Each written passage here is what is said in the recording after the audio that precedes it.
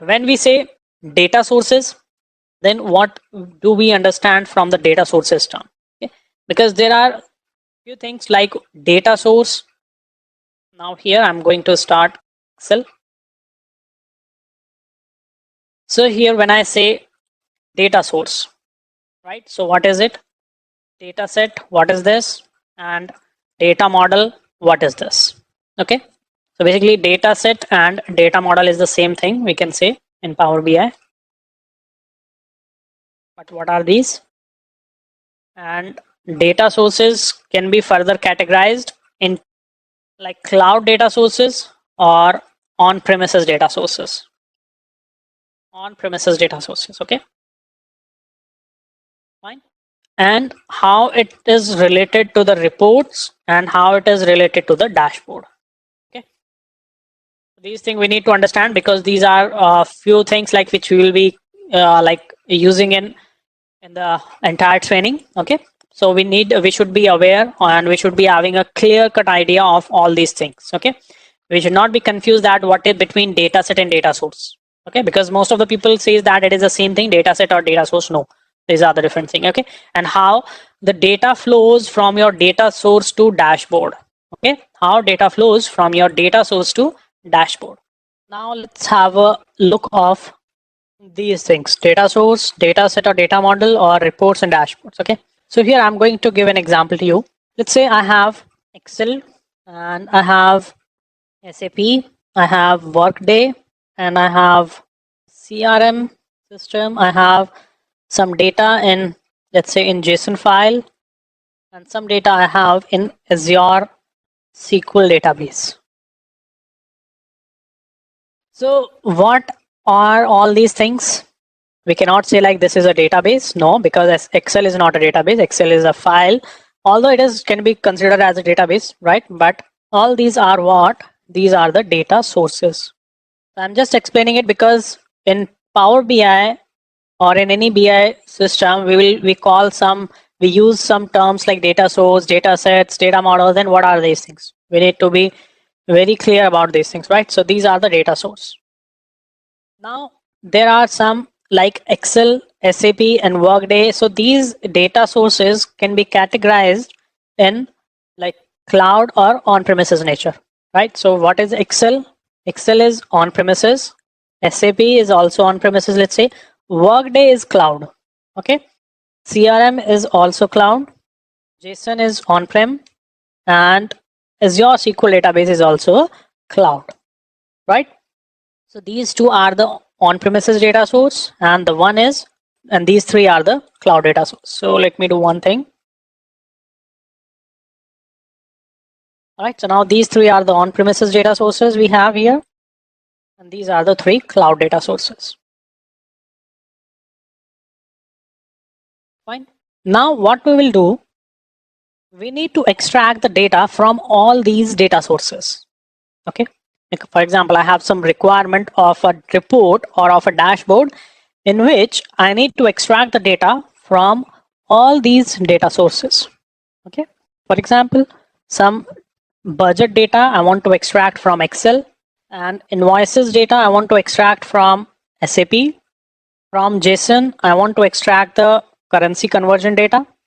From Workday, I want to extract the employees, like or the customers, like employees availability or like their working days, or maybe some HR related data or any kind of. From CRM, I want to extract the services data, and from Azure SQL database, I want to extract the products list. Okay, so all these data sources basically will be used for developing the one company dashboard. Then what I'll do, I'll extract the data, the required data. Okay, always remember, extract the required data. Now you need to build a data set. Okay, so what you will do here, you will extract the data from all these data sources. Okay, and after extracting the data from all these data sources, you will build a data set. Okay, so it means this is one data set which holds the data from all these data sources. Okay, now this data set can be used for building a report, for developing a report. Now this data set you can use for developing one report or maybe two reports. Okay, if the data is common for all for both the reports, then using this one data set you can use for building your 2 report, 3 report, or as much as you want. So what you will do, you will develop your one report, right? Report 1, report 2, and report 3. So what I'm going to do, using this data set, I'm going to build 3 reports. Fine, I can do that easily. In one report I can extract the data from this data set, and the report 2 also I can use. It means one data set can be reused for developing the multiple reports. Okay, so now you build 3 reports here, and now what you want to build a company wide dashboard. Okay, so this dashboard would be accessible by your directors, by higher management, senior managers. Okay, so now here you can see that one dashboard can have the data from multiple reports. Means on one dashboard you can add the data, you can add the information from multiple reports. But one report can point to a single data set at one time. This report is pointing to data set, this one data set. Okay, let's say if you have one more data set here, right? So it will not be possible that in report 1 you can get the data from more than one data set. Okay, right? So in one report can have the data from one data set at a time, right? One data set can have the data from multiple data sources. Okay, so now it is clear to everybody that how you can build a dashboard using the data sources, using the different data which you have in your data sources. Using the data sources, first what you will do, you will have to build a data set, or we can say a data model. Once you have this data model, then you can build one report or maybe multiple reports using it. And after that, in one dashboard, you can consolidate your visuals, your required information from the reports. Okay, and where you will do the data transformation, when you will bring the data from these data sources, that would be a extract operation, and during the extraction you will have to load your data here into the data set, and during this time you can do the data transformation. Once your data transformation is done, you can load that data in reports, and from the reports you can add the visuals onto the dashboard.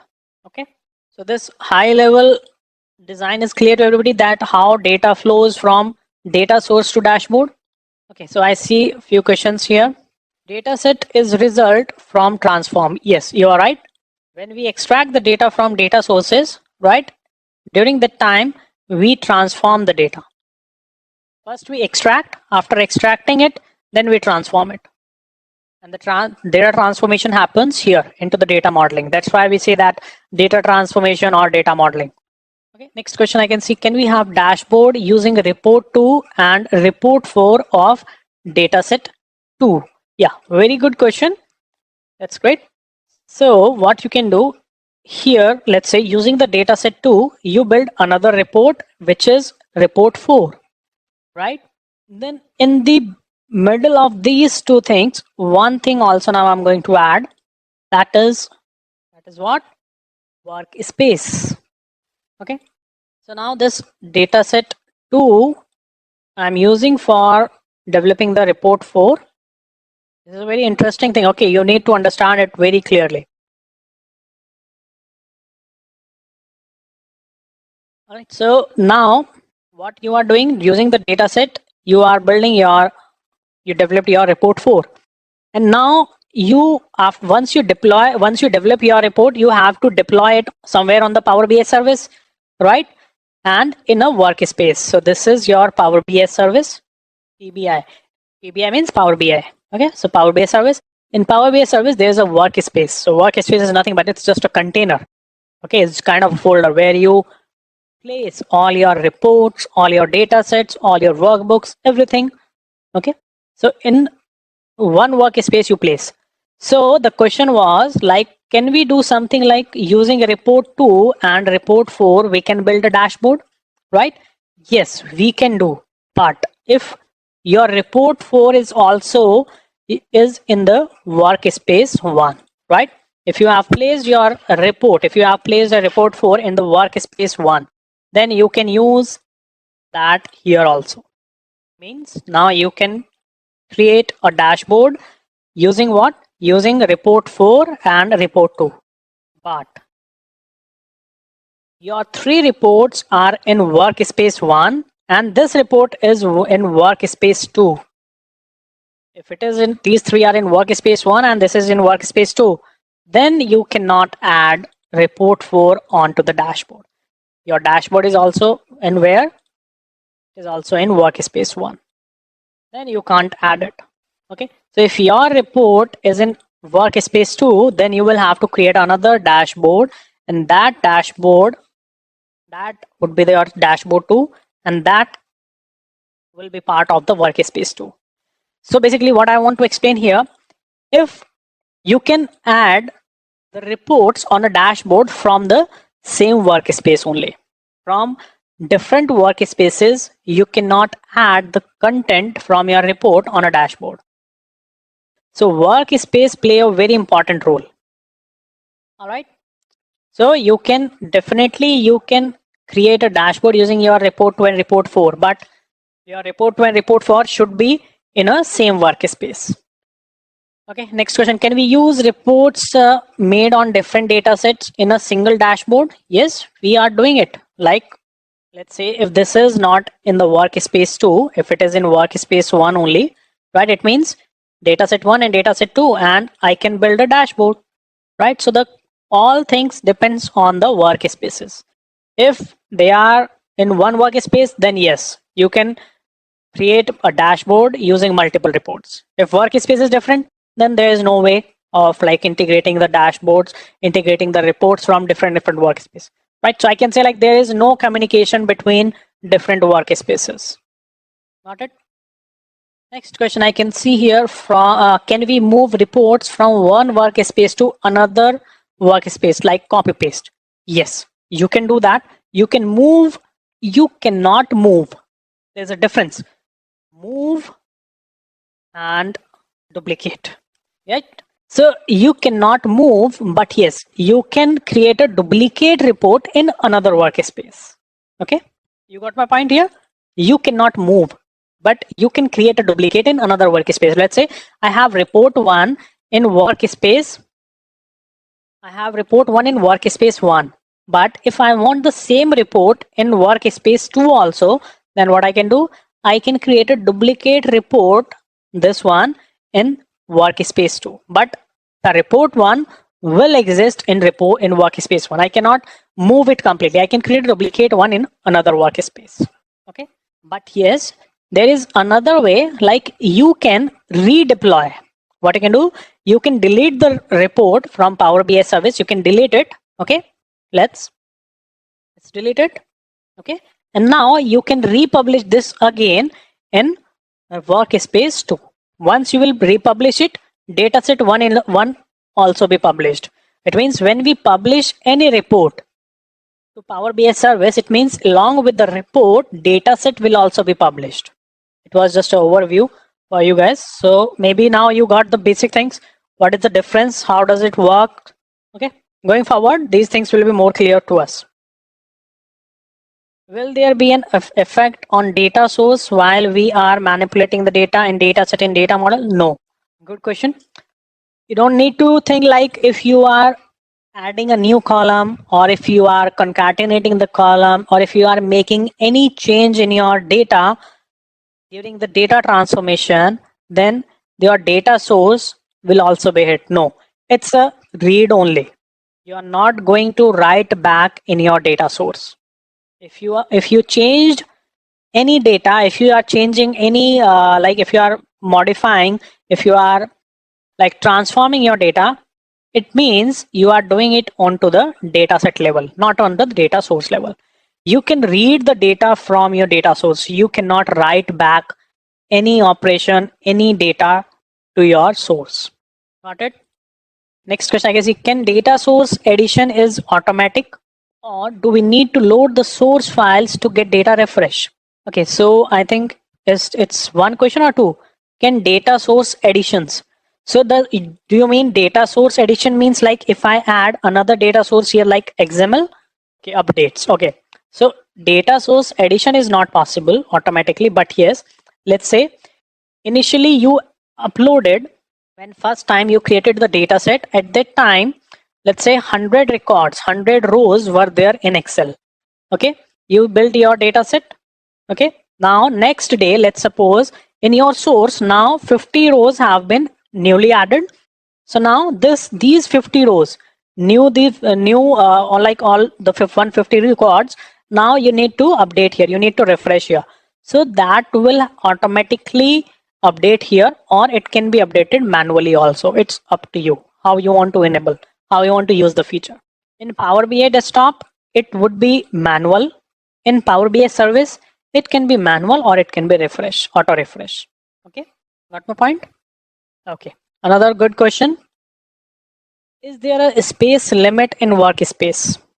What is it? Is there a space limit in workspace? All right, see, there is no space limit in the workspace. The limit is for a user. Means limit comes with what? Limit comes with license. If you are a pro user, then you have a space limit of 10 GB. You have a space of 10 GB. It means you can place your reports up to 10 GB, which is enough for one user. It is for one user. Okay, and hardly you can create one report max to max like around 100 MB. One report can have the size of 100 MB only. Okay, it cannot be like this. For example, if you have a huge data set, then you are going to pull all the data set in Power BI. No, for such kind of scenarios, we have a different term, a different type of data modeling. That's we called composite data model. What? Composite data model, not the simple data model, right?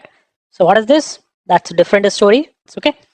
So let's see, if you have one report which is a 100 MB report, right?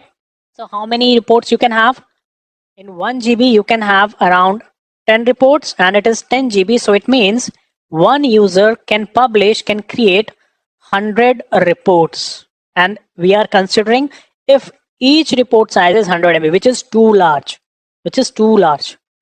So 100 reports are much enough for one user. Okay, so point is like you will not see any space limitation or any such kind of situation like you do not have enough space to deploy your report on the workspace. Okay, 10 GB is enough. Got it? Next question I can see here from Jinesh. What about addition of new columns? Okay, so if you added a new column here, let's say here 150 rows you added, but there were only 10 columns, 10 calls. Okay, in beginning you loaded these 10 columns data here, right? But now if you want, let's say you added one more column here. Okay, so it will depend on your data modeling whether the 11th column should be loaded in Power BI in your data set or not. It's up to you.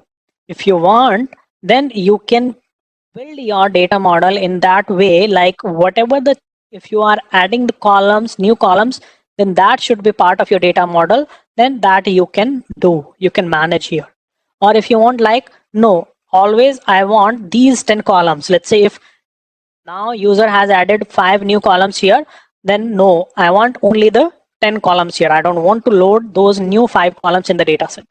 Okay, so it's up to you. It's up to your design, how you build the data model. If you want, you can always load the new columns automatically. When the data will be refreshed here, new columns will be automatically added here. Okay, so it's up to the design how you will be building your data model. So that I'll show you.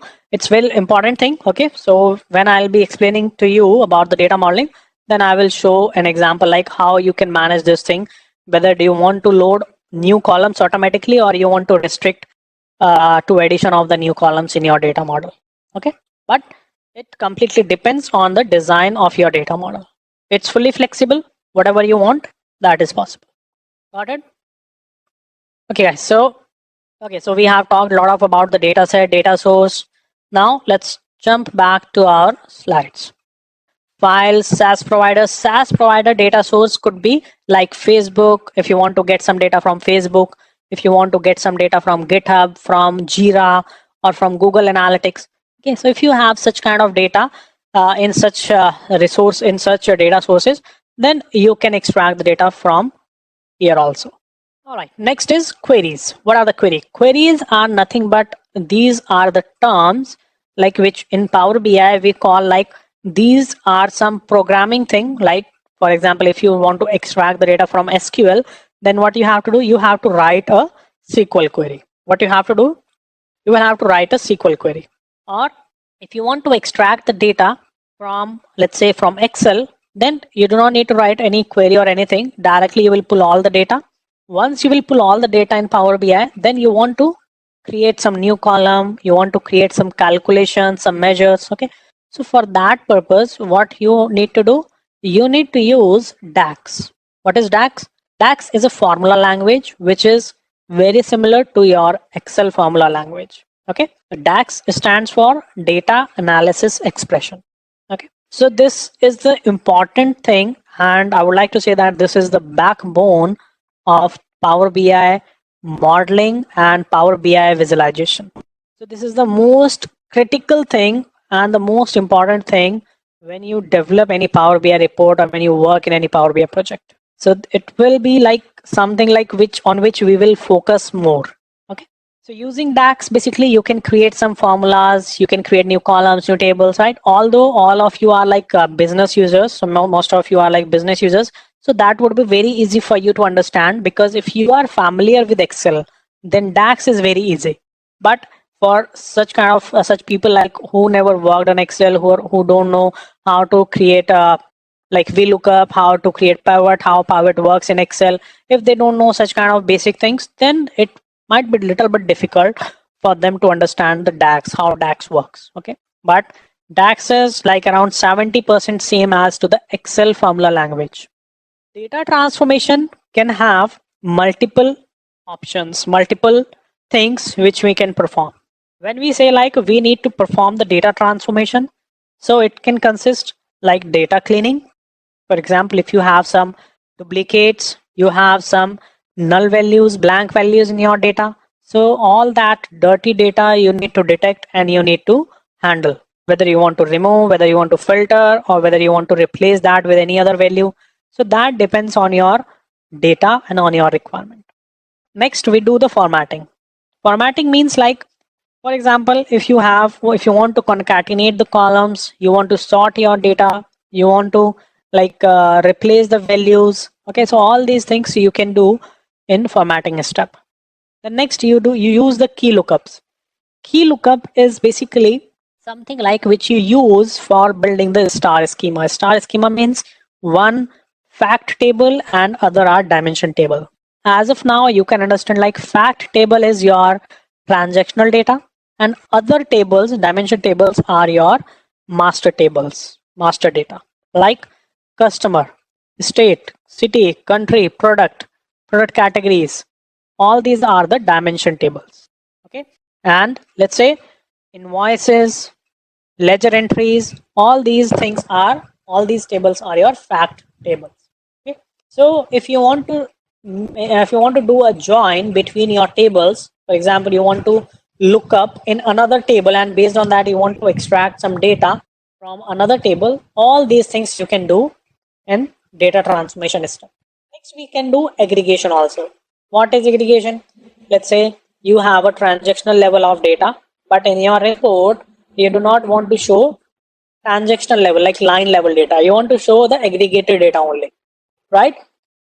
For example, you want to show that the total invoice amount for customers. Okay, so now you are not going to, for example, for one customer, let's say there are 300 invoices, so you are not going to show 300 lines for for one customer. What you want, what is the sum of those 300 invoices, that only you want to show. Okay, so it means when you want to create such kind of reporting where you want to show the aggregated data only, then aggregation also you can do. And aggregation allows you for the faster data refresh and a shorter waiter time. It means when you are not going to pull line level data, it means you are reducing the wait time, and you are increasing the performance of your report and your visuals. Okay, once you've done your data transformation, okay, for example, you loaded some data from different sources, you did data transformations, everything you did, what were required for your reporting purpose, then you need to do the visualization. Means now our data modeling is ready, data model is done. Now let's start for visualization. It means start for the report development. Visualization is very important thing. Why? Because the person who is going to view your report or who is going to interact with your report, he is not aware that what kind of data modeling you did in the behind the scenes, or what data model is running behind the scene. He'll simply focus on the visualization. If your visualization is neat and clean, if your visualization is like very attractive, then the person who is viewing your report will show some interest in your report and will start using the report. Otherwise, I saw many examples where we were not able to visualize the data nicely, and that report was not any useful. Okay? So visualization is also very critical part of the reporting. Why? Because this is the final presentation layer. If you are not able to present your data properly, nicely, then everything is waste. Whether you have made your data model very perfect, if you cannot visualize it, if business user or the person who is viewing your report, if that person cannot understand that report, then it's useless. Okay, so it means each phase is very important. It doesn't mean like data modeling is only the thing which you need to do. No, data visualization is more important than the data modeling. Why? Because business user, the end user, is going to interact with your visualization, is not going to see your data modeling, is not going to see what kind of expression you have written, what kind of relationship, what kind of data transformation you have done behind the scenes. We'll focus only on the visualization. Okay, so that's why visualization is also very important thing. When we say visualizations, in visualization we can have multiple type of visuals, right? So visualizations are nothing but like bar charts, column charts, line charts, area charts, pie charts, donut charts. There are different visuals we have in Power BI, right? So all these are basically we use for developing the reports in Power BI. There are cards, multi-row cards, KPIs, right? So there is a long list. Maps also you can use, like bubble map, filled map, shape map. All these you can use for developing your reports within Power BI. Now, all these things, like what we can do. Now let's see important thing, that how we download and install the Power BI desktop. Although all of you have already installed it, but now let me show you how you can do it from yourself also if you want. Power BI download. Google it. Here you will see downloads option. You can just go here, and here you will see advanced download option. All right, installation process of any component of Power BI is very easy, very straightforward. It's not any kind of like rocket science, like there is a lot of configuration are required. It's simply installation. Simply next you have to click. Select this. If your machine is 64-bit, then select this one. If your machine is like 32-bit operating system, then select this one. Okay, then click on next. Once you click next, Power BI desktop will be downloaded in your system. Once it's downloaded, then you have to start the installation process. An installation process is very easy. Simply double click on the setup file, but for installation you must have the admin rights. Okay, so once you click on installation file, simply follow the instructions, next and finish. That's it. Once installation is done, now you need to start Power BI desktop. How? Simply you can search here Power BI desktop and click on it, or you can press enter. So I just started the Power BI desktop, which will take few seconds to open up. Okay, no, okay. I see one question. Power BI Premium, $5,000 per node. How many FTEs and user space in Power BI service? See, Power BI Premium is a completely a dedicated server. It means you have TBs of space here. There's no need to think about the space. Okay, and when you say like how many FT, what does it mean? FT, you mean like users or like what? Persons. Okay, yeah, user.